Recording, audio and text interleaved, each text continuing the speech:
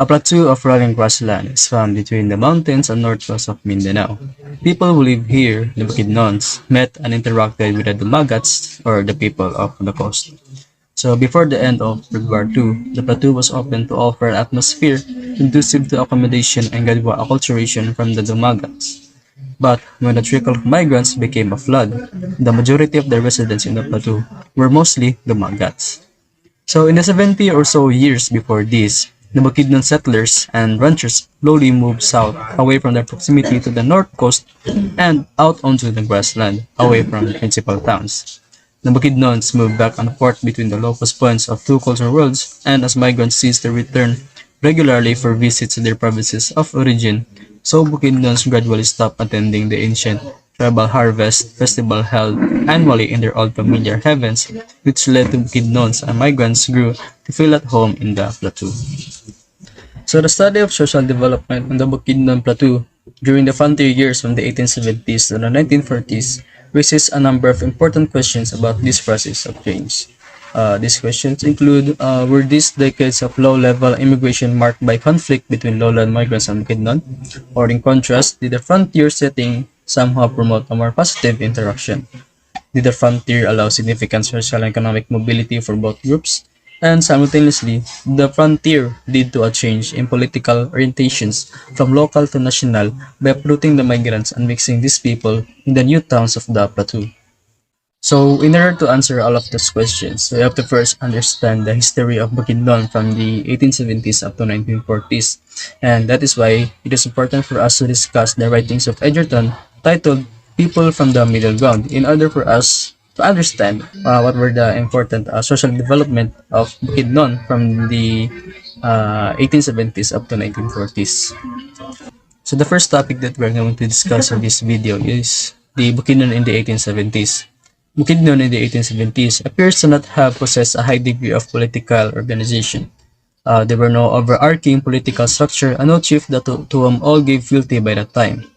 So, however, a Bukidnon epic literature, despite local variations, depicts a past in which Bukidnons were led by common heroes. So in 1754, Senior D. Joseph Romo, the governor of the province of Cebu, granted Lingawon Binoni, a Bukidnon dato, the title Maestre de Campo of the Monteses, and conferred on him the symbol of office, an ebony silver top cane or baston, in recognition of Binoni's assistant to Father Ducos in battle against Moro raiders of northern Mindanao.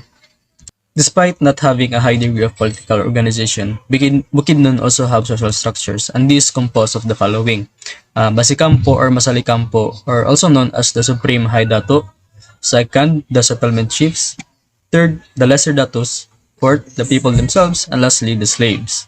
So first is the Masikampo or the Masalikampo. According to Father Jose Maria Clotet, the title Maestre de Campo was given by the Spanish not necessarily on one high chief, but rather on any of the Bukidnons who had distinguished themselves by some service for Spain. It is also important to note that the title was given by the Spanish, not by their own people, and the title may have never been honored by people beyond their control.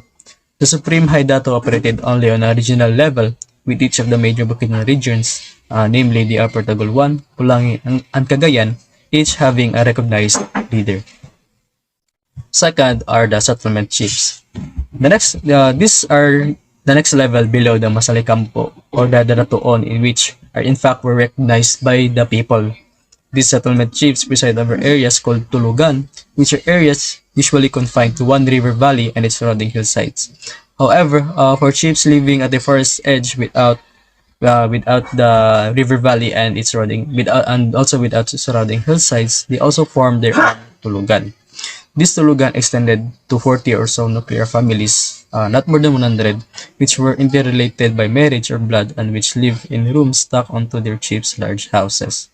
The chiefs take control over their land and its use in their immediate environs and usually determined which families would work which Sweden plots.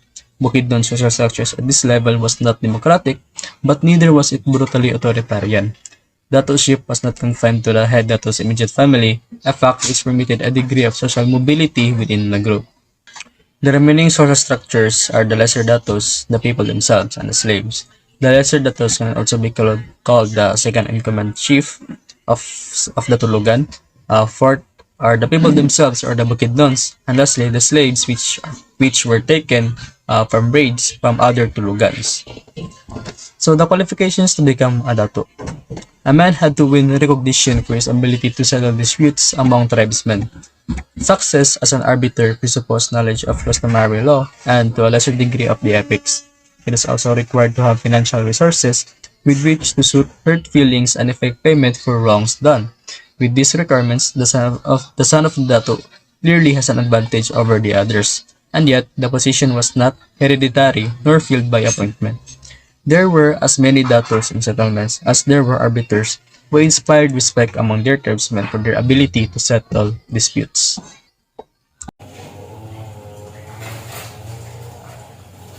The province of Bukidnon is located in the heart of Mindanao Island in the Philippines' southernmost region. It is a landlocked province bordered to the north by Cagayan de Oro City, the south by North Cotabato, to the east by Agusan del Sur, and to the west by Lanao del Norte. Before the Spaniards arrived, immigrants from the Visayas had already established themselves in Misamis. As the migrants continued to arrive, the tribes that had previously occupied the area were pushed interior toward the rough and rocky terrain. They were later called as Bukidnons, which means people of the mountains, and the region got its name from them. The refreshing, cool climate in the plateau is attributed to its fairly high altitude. Not only is Bukidnon endowed with natural attractions, the province's terrain is characterized by deep ravines and dense forest mountains, which protect the province from storms. In this report, we will tackle about the Bukidnon society during 1870 and 1900s. In the late 19th century, the society of Bukidnon was characterized by Sweden farmers who lived in dispersed villages under the leadership of chiefs and a number of minor datos, and farmed in widely separated highland districts. Sweden farming is also known as shifting cultivation, which means land are burned or cleared for cultivation and then left to generate after a few years. In the last decades of the century, the Sweden farmers were drawn more and more tightly into the web of North Coast culture. These outside forces had a direct impact on Bukidnon's economic life and the settlement patterns, as well as hastening the process of acculturation. So when we talk about acculturation, we are referring to the assimilation to a different culture which is typically the dominant one. Bukidnon cultivated a wide variety of crops that were traded for sugar, salt, cloth, and liquor by wealthy Visayan and Chinese merchants in coastal cities. In 1889, the price of abaca had risen up in which it had brought a great impact in the economy of Bukidnon. Moreover, Clotet classified the tobacco as outstanding quality, which they farmed themselves and sold in large quantities at Cagayan. As the trade between Bukidnons and Visayans established, the former became middleman in a marketing system connecting the coast with the Manobo peoples further to the south. The balarao, for example, was received by Bukidnons as their commonly used weapon in exchange for cloth, corn, camotes, and so on. Both middlemen and producers of exported goods traded on the coast, which resulted Bukidnon becoming involved in a far larger trading system than they had previously understood. Bukidnons were further influenced by Philippine lowland culture when Jesuits began making frequent trips to their areas in the 1870s, since they were linked to the North Coast and the Visayas as traders. On the plateau, villages that were distinct from the Visayan towns near the coast emerged. In 1892, the main villages were Malaybalay, Sumilaw, Bugkaon, and Linabo, in which Malaybalay had the greatest population of 1,439 and Linabo with the lowest population of 790. The new towns differed from the ancient settlements in terms of settlement design as well as the extent to which Christianity reached their residents. Furthermore, they were all connected by a path that ran from Cagayan to Agusan Town, then up into the plateau and south to Linabo and Baramag. Along this route, missionaries and an increasing number of traders and Bukidnons transported the forest products. Bukidnon is indeed an amazing place for several reasons. One of these is because of the plateau's climate, which is suitable in farming or growing such crops. Also, in this plateau with high altitude, we can find beautiful views which feeds our hearts and eyes for us to be able to feel such relief or to escape from the reality, to relieve our body and soul. Moreover, it's amazing to know how the society of Bukidnon grow as time passes by, and knowing that the progress of growing is currently taking place up until today. So that would be all for the Bukidnon Society. Thank you for listening. So we've learned about the Bukidnon Society and the early events that happened in Bukidnon. Now let's talk about the Bukidnon Society at the turn of the century. So this time was during the occurrence of the Philippine-American War. During the late 19th century, the Bukidnons in the lowlands has formed a connection and greatly affected the religious, economic, and demographic patterns of Bukidnon. However, because of the events happening during that time, the connection became questionable as a lot has happened. One of which was the effect of the Philippine Revolution, which stopped the Jesuit or the religious activity of the people. Another event is the Philippine-American War's effect to people living on the area. But Americans arrived and acted to free Bukidnon society from the powerful interest in the coastal city of Cagayan de Oro, as they saw and realized the oppression the Bukidnon society were experiencing from the coastal people in power. So, Bukidnon only played a small part during the said war, as the American even labeled them as non-belligerent and distinguished them from the coastal people. During the war, only few of the Highlanders took part, but when General Nicolas Capistrano, who led the Filipinos in the area, retreated to the interior in December 1900s, a lot of the Bukidnon people termed as the Monteses or Baldomen got involved, as there was a time where they were the one attacking the American pursuers of General Capistrano by rolling heavy logs and stones from above the land in Sumilao. 6 to 8 of the Monteses were shot and the rest fled with their native horses. After that incident, Major Taggart of the 28th Infantry, a unit of U.S. Army National Guard, commented that all men of military age from Sumilao South is under the military orders of Capistrano, but according to him, they join not because of patriotism, but because they will obey organizations supported by guns, including the Americans. As the Filipinos retreated in the interior, Colonel William Berkheimer, also part of the 28th Infantry, regarded this as success, as he realized that the coastal people will not abandon their homes in the coast, as he had seen that the coastal people felt high, and as he predicted, the highland environment would destroy the morale of the Filipino troops. He created a policy that all armed men shall not come back to their houses in the coast, lest they surrender all arms. Capistrano was forced to surrender, as apart from this policy, they encountered a surprise attack on their headquarters at Malaybalay, led by Major Taggart on February 28, 1901. The war in the area happened for a short period of time, but it greatly damaged the life of Bukidnon society. The Americans tried to separate the Monteses, or the Bukidnon society, from the coastal people, as they saw them as being oppressed. They set about to protect Bukidnon from machinations of their coastal trading contacts. He mentioned that the leaders of Filipino forces were abusing them as they were purchasing abaca at a cut rate price. The extent of the oppression were not quite elaborated, but the relationship between the coast and the Monteses was surely not equal in the 1900s. One of the American writers, Dean Conant Worcester, wrote that the Bukidnon people were so robbed and oppressed and that they were at a disadvantage because of the linkage between the trading community and the power structure of Misamis province, especially from the people in power. Just as how William Cameron Forbes noted that Governor Manuel Corrales compelled the Bukidnon people to sell their produce to them and will be paid with trifle, and if anyone objected, then they will be jailed. There was a so-called ring or a group in Cagayan which believed to be led by the people in power, such as the governors. The ring, accordingly, was operated to destroy the power of the Bukidnon Datus, which extremely severed the Bukidnon society at the turn of the century. They were assigned or appointed barrio presidents or leaders throughout Misamis province. In their appointment, presidents or the datus can handle their dependents according to the will of the comerciante who controlled them. The Cagayan River section was controlled by the Senor Vamenta or the one-time presidente of Cagayan and comerciante instead of the datus of the region. The power of the Senor Vamenta was extreme that the people can only sell the products to them and not to anyone else. Only a few of the Bukidnon people understood the Spanish legal system and was able to raise their concern in court, and some who fell in debt escaped the area to get away from the pressure of collections. While plenty fell into debt bondage or the debt slavery, there was the case of two young Bukidnon men who was forced into slavery for the death of their deceased father.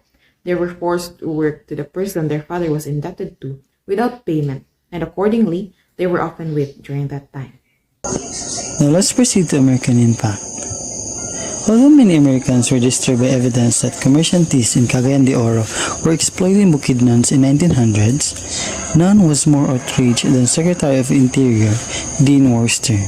Dean Worcester was determined to do for the hill tribes in the Philippines what Raha Brooke had done for upland people in Sarawak.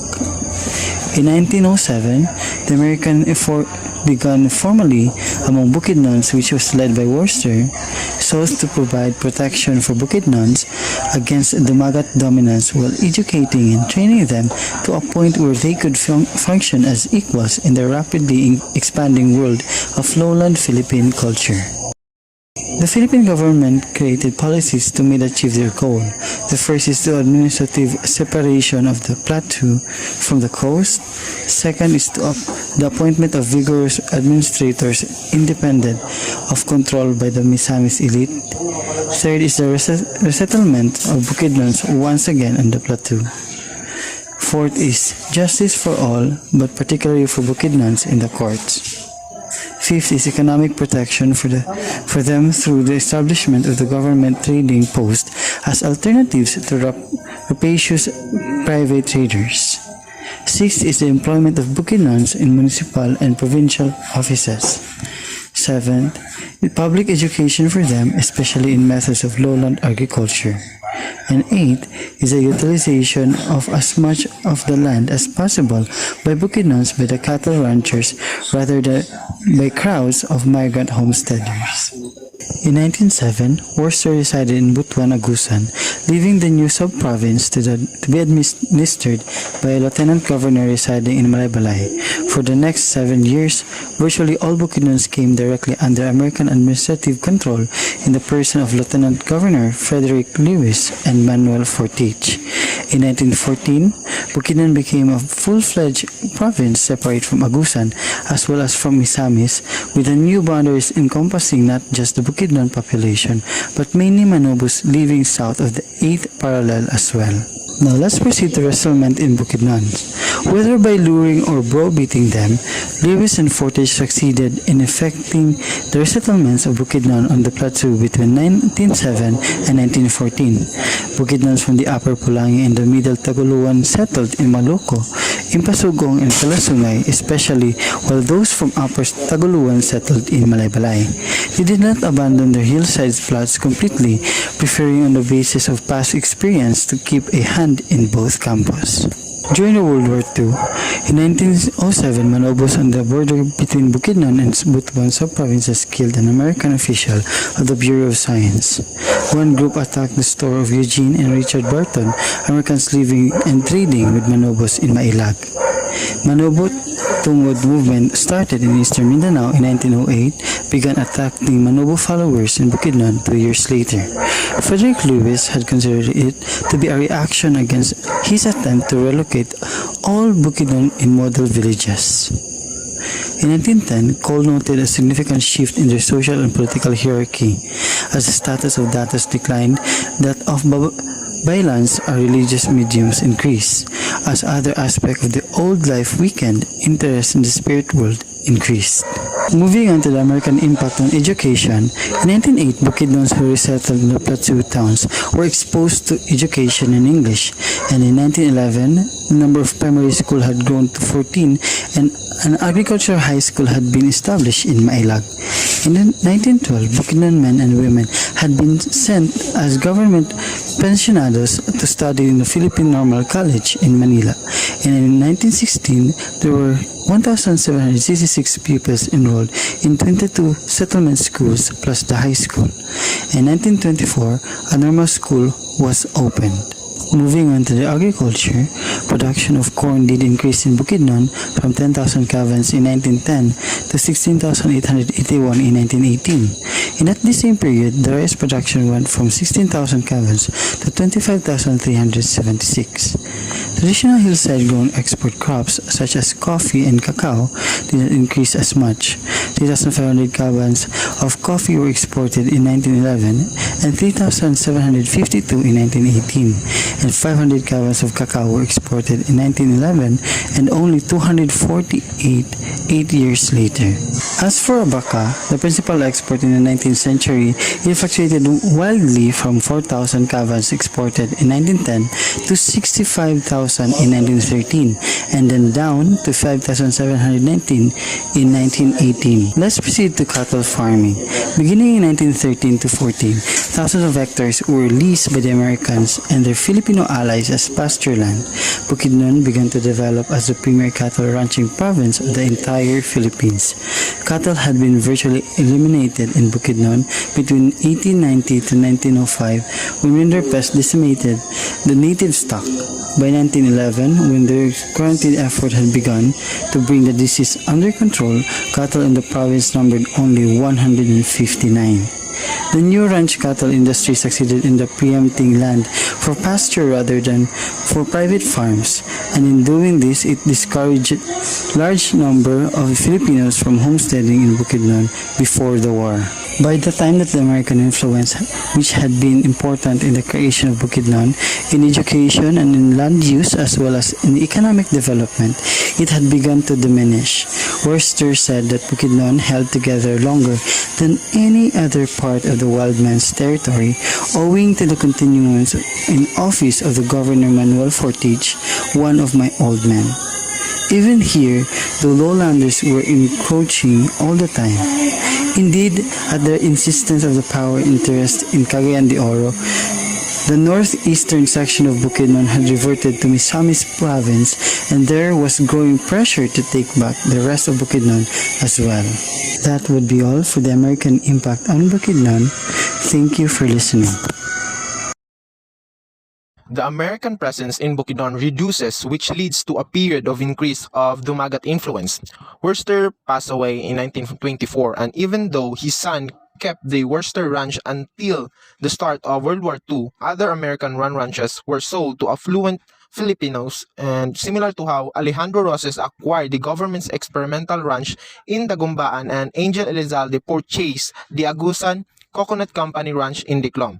And for wealthy absentee owners who live in Manila and Cebu and infrequently visited their holdings, ranching emerged into a business. At the same time, the road connecting Cagayan de Oro and Malaybalay was finally finished, allowing for vehicular travel between two cities. The increased migration that drove Bukidnon's population up to 57,561 by 1939 is a good indicator of the closer relations that emerged between the plateau and the shore. But Manuel Fortich gave an even clearer indication of the extent of these links when he decided to build his family home in Dalirig, close to Cagayan de Oro City rather than Malaybalay. After then, the Fortich family, who had come to symbolize Bukidnon's fight for independence from Misamis, grew closer and closer to the Misamis elite. After the government exchange collapsed in early 1920s, Chinese residents in Cagayan de Oro or Agusan town, for instance, began to own the majority of the retail stores between 1920 and 1941. Bukidnon's commercial activities also reflected a resurgence of coastal influence in the plateau.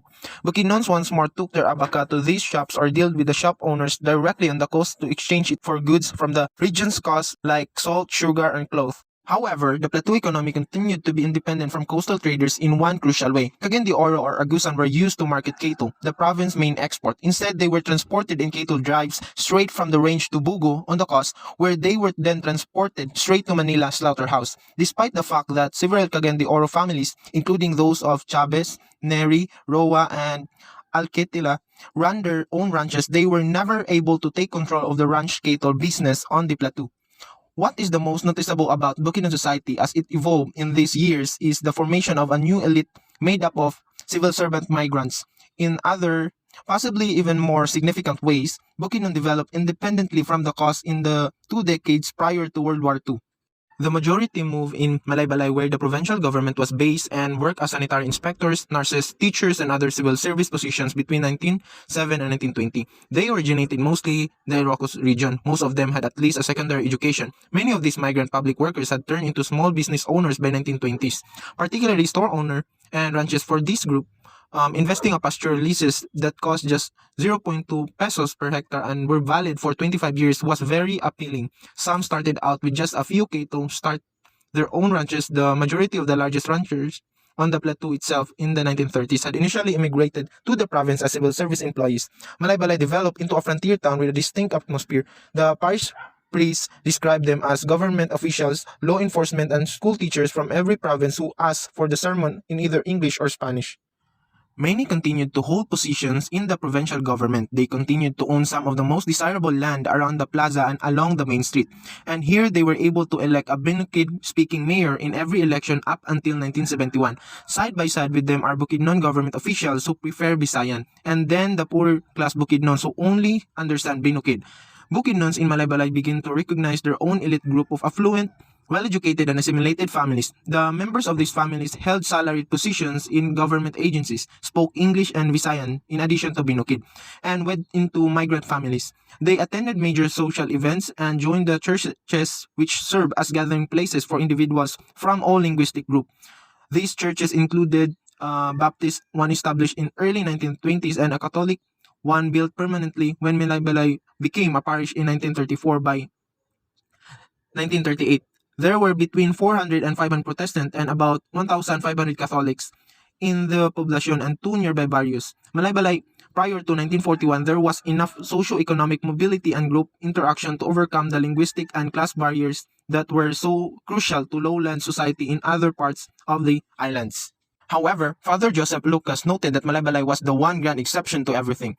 There was substantially less cross-cultural interaction in the other areas of Plateau. Bukidnons were drawn into the lifestyle of the capital in the areas close to Malaybalay, particularly in the barrios of Calasunga and Kasisang, and those to the immediate south, especially Linabo, where daily contact with the capital was extensive and where many migrants purchased land and started growing rice and corn. Due to the lack of paying employment, which gave them no choice but to continue being inextricably linked to the land, they nevertheless continued to exist on the fringe of the social environment. Even here, in the barrios like Sumilao, there are farther from Malaybalay Bukidnons often remain poor peasants who continued to use Sweden techniques now used in conjunction with the plow cultivation and who relied on dumagats to trade their harvest. Despite having access to primary education, these individuals continued to speak Binukid at home, although the majority also learned Visayan and they seldom ever intermarried with the people who are not Bukidnons.